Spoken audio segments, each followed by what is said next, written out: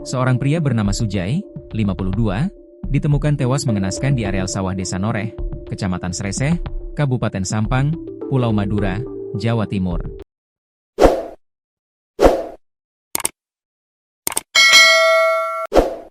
Kondisi jasad Sujai saat ditemukan bersimbah darah dengan banyak luka senjata tajam.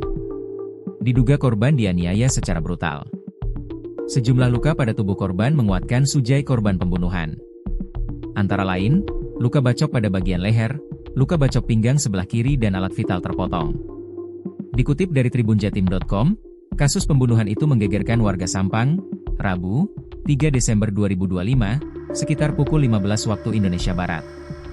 Diduga kuat pelakunya adalah warga setempat atau masih tetangga korban, yakni berinisial MT, 60. Sebelum tewas, Sujai disebut terlibat percekcokan sengit dengan MT di areal sawah itu.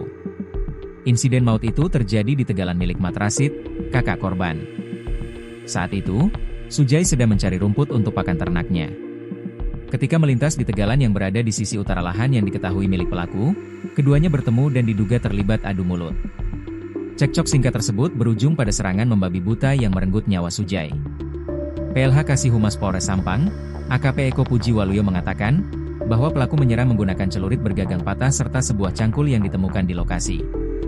Korban sempat berusaha melarikan diri sekitar 100 meter ke arah utara, namun akhirnya meninggal di tempat akibat luka berat yang diderita, ujarnya, Kamis, 4 Desember 2025. Hasil pemeriksaan awal mencatat sejumlah luka parah pada tubuh korban, yang memperkuat dugaan bahwa pelaku melakukan penganiayaan secara sangat brutal.